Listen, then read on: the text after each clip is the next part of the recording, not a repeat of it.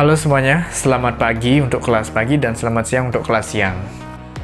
Saya harap sampai di sini, sampai saat ini, detik ini, kalian tidak bosan melihat saya ya, karena tatap muka kita tiap hari. Jadi hampir tiap hari pula saya membuat konten materi dalam bentuk video, kemudian dalam bentuk teks atau dokumen itu ya.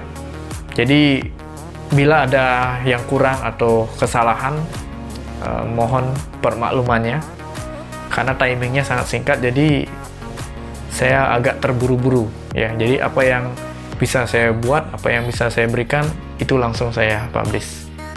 Nah, kita balik ke topik materi ya. Kemarin saya sudah share materi tentang alur proses produksi, tahapan pembuatan video ya. Jadi tidak hanya multimedia interaktif saja ada tahapan produksinya, tetapi video juga ada. Nah, untuk video mengambil tahapan produksi secara umum di bidang multimedia, yaitu ada 3, praproduksi atau pre-production, kemudian ada produksi, kemudian ada pasca produksi atau post-production. Jadi pre-production, production, post-production. Nah, saya tidak akan bahas semuanya karena itu tahapannya banyak. Saya akan fokus di tahapan praproduksinya dulu, pre-production, dimana di sana ada pembuatan naskah, dan materi yang kemarin juga saya share contoh naskah.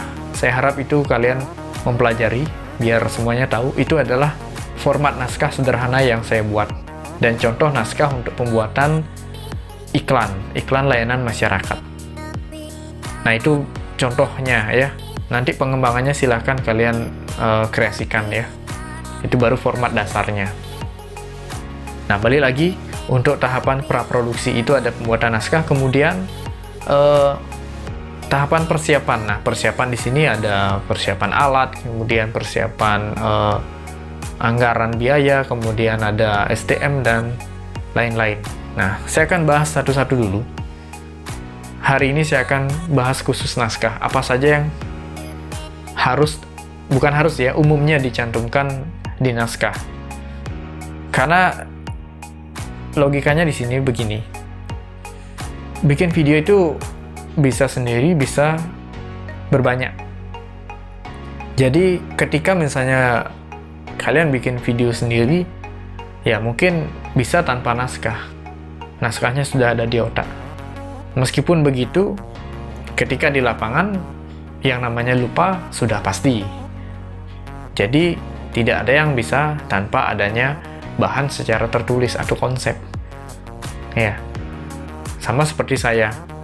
Saya bikin video seperti ini, mungkin kalau diperlihatkan behind the scene-nya ngulang beberapa kali ya. Salah ngomong, ulang. Ada yang mungkin, nggak apa-apa, jangan dah diulang itu. Ya wajar ya, sekali take langsung jadi itu. Nah, kalau misalnya produksinya berbanyak ya, bertim, misalnya bikin film, kalian nggak bisa sendiri, nggak bisa 2 orang, nggak bisa 3 orang ya. Ada editor, ada kameramen, ada talent itu. Nah, nanti pun kalau kalian bikin video apa yang bisa buat sendiri? Kalau misalnya seperti saya nih, bisa bikin sendiri. Saya pakai tripod ini ya. Ini nggak ada orang yang rekam. Ya, jadi apa yang saya rekam sudah ada di kepala ya. Jadi karena materinya sudah saya kuasai. Nah, bila mana yang kalian membuat sesuatu, bikin video itu belum dikuasai, ya perlu kalian buat perencanaannya. Nah, bikin iklan itu nggak bisa langsung rekam gitu, jadi perlu adanya catatan. Ya, catatan itulah yang disebut dengan naskah. Apa saja yang ada? Nah, silakan buka file naskahnya dulu ya.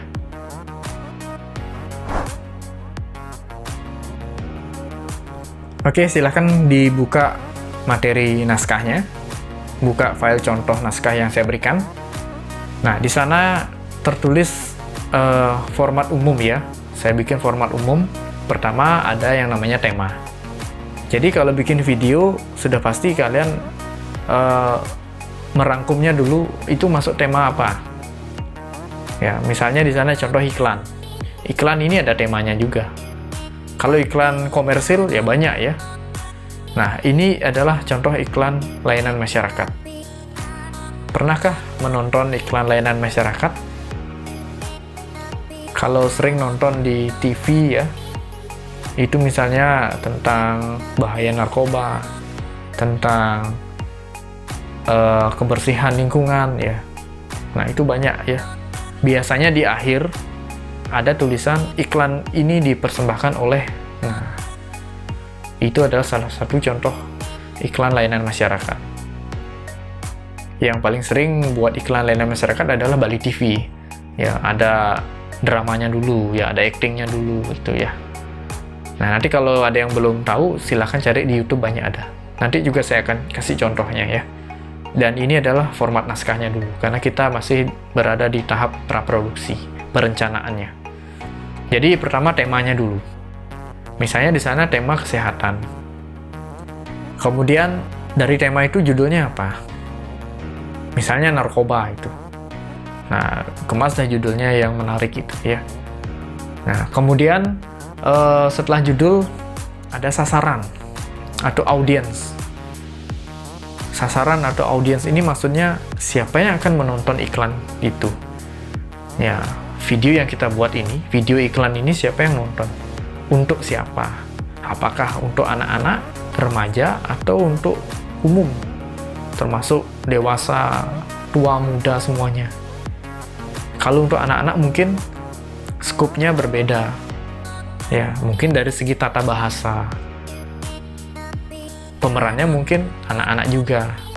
Tetapi kalau misalnya untuk umum, untuk orang dewasa semuanya, ya pemerannya juga pasti orang dewasa. Dan gaya bahasanya juga berbeda. Nah, itu sasarannya ya. Jadi kita tentukan sasarannya usia berapa. Makanya kalau acara TV itu kan di pojok kanan atas ya, atau kiri atas itu kan ada R+, R13, artinya remaja usia 13, ada 18 ya, ada BO, bimbingan orang tua. Nah, ada dewasa, itu kan ada khusus dia itu tayangannya untuk kategori usia itu ya. Nah, itu bagian dari informasi sasaran atau audiens. Nah, kemudian yang keempat ini adalah sinopsis. Sinopsis, ya tahulah sinopsis itu kan uraian singkat dari suatu cerita. Kalau misalnya buku itu di belakangnya misalnya ada sinopsisnya ya. Jadi uraian singkat tentang isi sebuah buku itu. Nah, kalau sinopsis sudah pasti adalah uraian singkat cerita. Kira-kira iklan itu bercerita apa? Settingnya bagaimana? Awalnya bagaimana itu? Buat singkatnya aja. Ya, singkat cerita si A, kemudian si B, bla bla bla. Itu kan contohnya ada si Ray dan Sinta itu yang saya buat. Nah, nanti sinopsis itu yang menjadi dasar untuk pengembangan adegan-adegan. Nah, kalau sinopsisnya tidak jelas nanti bingung ya. Ini awalnya gimana ya? Terus habis ini gimana ya? Itu kadang-kadang bisa lupa kalau tidak ditulis gitu. Ya. Dan itu bisa saja di tengah produksi itu ditambahkan lagi ya, dirombak lagi itu. Nah, yang terakhir barulah skenario atau shoot. Nah, jadi skenario ini terdiri dari scene dan shoot. Nah, apa itu scene? Silahkan di sana lihat ya. Kemudian shoot itu ya.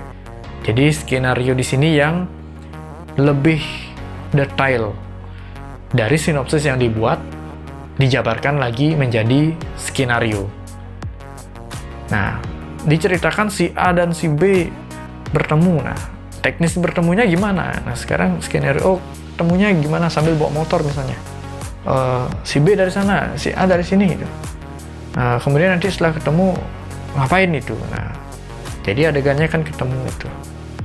Nah, kemudian habis ini kemana dia itu? Itu dibagi menjadi sebuah shoot. Shoot pertama di sini, shoot kedua. Nah, jadi scene itu identik dengan tempat kejadian. Ya, bisa dikatakanlah TKP ya, tempat kejadian perkara. Nah, scene itu setting, latar atau tempat kejadian. Jadi scene pertama misalnya di rumah. Nah, di rumah ini shootnya apa saja? Misalnya si A bangun tidur dulu, bunyi HP. Nah, shootnya shoot HP, kemudian shoot dia bangun ya, kemudian shoot dia ke kamar mandi, kemudian shoot dia pakai baju, jaket, helm, shoot dia naik motor. Nah, itu adegan di rumah menjadi satu rangkaian ya, yang mana itu disebut dengan sequence ya. Sequence itu kalau misalnya proses editing ya, misalnya di Adobe Premiere itu ketika bikin dokumen, bikin project baru itu ditanya sequen ya, sequen nomor berapa itu. Nah, sequen, di dalam sequen itu ada scene dan shoot gitu, ya. Perhatikan itu di slide keberapa itu yang ada pembagian ya. Itu ada sequen atau rangkaian yang terdiri dari scene dan shoot ya. Kemudian scene yang kedua misalnya di sekolah, shootnya pertama di pintu gerbang, dipergoki satpam misalnya gitu ya. Yang kemudian masuk kelas itu ya. Nah, itu di sekolah, atau misalnya dijabarkan lagi ya. Scene kedua di lapangan ya. Scene ketiga di ruang kelas ya. Nah, di lapangan scene-nya apa itu? Oh, dia push up, oh dia dihukum gitu. Nah, kemudian dia dialog gitu. Habis itu pindah lagi scene berikutnya di kelas. Di kelas dia adegan duduk, kemudian dia main-main itu ya. Dan seterusnya lah. Nah, itu bagian dari skenario. Pengembangannya dari sinopsis. Ya. Nah, kurang lebih itu isi dari naskah yang mesti dikembangkan. Kalau bikin film itu kan namanya sutradara ya, yang tahu jalan ceritanya itu ya.